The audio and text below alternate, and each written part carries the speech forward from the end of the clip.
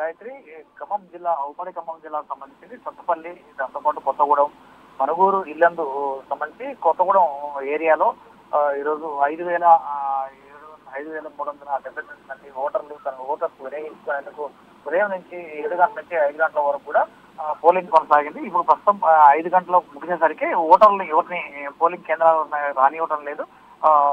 Polling కేంద్రం ముగిసినప్పటికీ మాత్రానికి ఆయా దాదాపు corporate area Kothagudem area polling కేంద్రం కావచ్చు, ఇల్లందు పోలింగ్ బూత్, దాంతోపాటు సత్తుపల్లి మనుగూరు పోలింగ్ బూతుల్లో కూడా ఓట్ల ప్రక్రియ కొనసాగుతుందని చెప్పవచ్చు. ఇప్పటివరకు దాదాపు 4 గంటల వరకు మనకున్న అప్డేట్స్ ప్రకారం 37,026 మంది ఓటకు వినియోగించుకున్నారు. 39,386 మంది ఓటకు వినియోగించుకోవాల్సి ఉండగా ఇప్పటికే 37,026 మంది ఓటర్లు మాత్రానికి ఓటకు వినియోగిస్తున్నారు. ఓటింగ్ శాతం మాత్రం 93.09 శాతం వరకు ఓట్ల నమోదైనట్టుగా అధికారులు వెల్లడిస్తున్నారు. మరి కాసేపట్లో 5:30-6 గంటల వరకు మాత్రానికి పూర్తి ఎంత శాతం ఎన్ని ఓట్లు పోలయ్యాయి అనేది అధికారికంగా సింగరేణి అధికారులు వెల్లడించే అవకాశం ఉన్నట్టు కూడా తెలుస్తుంది. ఉమ్మడి ఖమ్మం జిల్లాకు సంబంధించి కొత్తగూడెం కార్పొరేట్ లో ఇప్పటి వరకు 1,191 ఓట్లకు గాను 1,124 ఓట్లు నమోదయ్యాయి. ఇక్కడ కొత్తగూడెం కార్పొరేట్ సంబంధించి కూడా 94.37% పర్సెంటేజ్ కూడా నమోదైన పరిస్థితులు. కొత్తగూడెం ఏరియాకు సంబంధించి 2,331 ఓట్లకు గాను 2,176 ఓట్లు కూడా ఇక్కడ పోలయ్యాయని చెప్పవచ్చు. ఇక్కడ కొత్తగూడెం ఏరియాకు సంబంధించి 93.30% ఓట్లు కూడా నమోదైన పరిస్థితి కనబడుతుంది. ఇల్లందులో 3 పోలింగ్ కేంద్రాల్లో 613 ఓట్లకు గాను 602 ఓట్లు 4 గంటల వరకు అధికారికంగా నమోదైనట్టుగా చెప్తున్నారు. ఇక్కడ 4 గంటల వరకు ఇల్లందులో 3 పోలింగ్ బూతుల్లో కూడా 98.20% ఓట్లు నమోదైనట్టు కూడా అధికారులు చెప్తున్నారు. అదేవిధంగా మనుగూరు సంబంధించి 2,414 ఓట్లకు గాను 2,365 ఓట్లు కూడా ఇక్కడ నమోదయ్యాయి. దీనికి సంబంధించి ఇక్కడ పోలింగ్ కూడా 97.97% కూడా పూర్తయిన పరిస్థితి. ఇంకా మరి కాసేపట్లో 5:30 గంటల నుంచి 5:45, 6 గంటల వరకు కూడా పూర్తి స్థాయిలో ఎన్ని ఓట్లు నమోదయ్యాయి సింగరేణి వ్యాప్తంగా సింగరేణిలోని 11 ఏరియాలకు సంబంధించి పోలింగ్ ఎంత శాతం నమోదైనది, దాంతో పాటుగా ఎంతమంది ఓటకు వినియోగించుకునే అంశం కూడా తుది అంకెలు కూడా సింగరేణి అధికారులు బడ్జెట్లో వెల్లడించున్నారు. ఇప్పటికీ దీనికి సంబంధించింది కూడా కౌంటింగ్ కూడా 7 గంటలకు ప్రారంభం కానుంది. కౌంటింగ్ కూడా కొత్తగూడెం ఏరియాకి సంబంధించింది దాంతోపాటు కార్పొరేట్ కలిపి ఒక చోట ఒకటి కౌంటింగ్ కేంద్రం, దాంతోపాటు ఇల్లందులో ఒకటి, మనుగూరులో ఒకటి, సత్తుపల్లికి సంబంధించింది కూడా కార్పొరేట్ ఏరియాలో కూడా కొత్తగూడెం కార్పొరేట్ ఏరియాలో కూడా కౌంటింగ్ 7 గంటల నుంచి మొదలవుతుందని సింగరేణి అధికారులు ఇప్పటికే ఏర్పాట్లు కూడా సర్వం సిద్ధం చేశారు. ఆయన సంబంధించిన ఇప్పుడు సింగరేణి ఎన్నికలకు సంబంధించి 13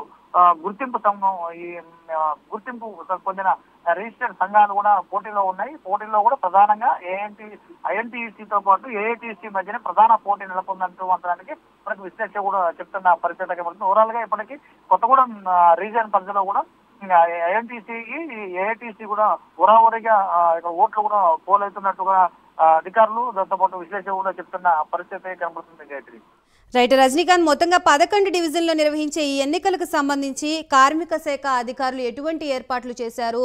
మార్నింగ్ నుంచి కూడా చదురుమదురు ఘటనలు కొన్ని ఏరియాల్లో జరిగాయని తెలుస్తుంది. ఖమ్మంలో అటువంటి పరిస్థితులు ఏమైనా నెలకొన్నాయా? ఖమ్మంలో ఉదయం 7 గంటలకు కొత్తగూడెం ఏరియా సింగరేణి ఏరియా హాస్పిటల్లో కార్పొరేట్ పోలింగ్ కేంద్రంలో మాత్రానికి ఇక్కడ అక్షరాపేట సంబంధించిన జారే ఆదినారాయణ ఎమ్మెల్యే ఉన్నారు, కాంగ్రెస్ పార్టీ ఎమ్మెల్యే. అతను ఇక్కడ కొత్తగూడెం ఇన్ఛార్జిగా వేయడంతో ఇక్కడ అతను ఏకంగా పోలింగ్ కేంద్రం కావడంతో మనం ఏఐటీసీ సంబంధించిన సిపిఐ అనుబంధ సంఘం సభ్యులు, ఏఐటీసీ నేతలు అభ్యంతరం వ్యక్తం చేయడంతో అక్కడ సింగరేణి డైరెక్టర్ బలరాం కూడా అక్కడే విధులు నిర్వహిస్తున్నారు. అక్కడ ఎన్నికల పోలింగ్ కూడా పరిశీలించడానికి అదే సందర్భంలో వచ్చాడు.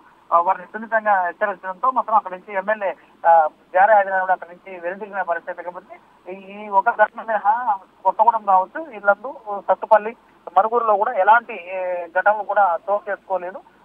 పోలింగ్ మొత్తం ప్రశాంతంగా కొనసాగిందని చెప్పవచ్చు. దాదాపు దీనికి సంబంధించి కూడా మరొక చేపట్లో తుది ఓట్లు ఎన్ని ఓట్లు పోలయ్యాయి, ఎంత పర్సెంటేజ్ నమోదవుతుందని చెప్పేసి ఇప్పటికే అధికారికంగా 93.03% నమోదు కాగా 96 నుంచి 97% కూడా పోలింగ్ నమోదయ్యే అవకాశాలు ఉన్నట్లుగా.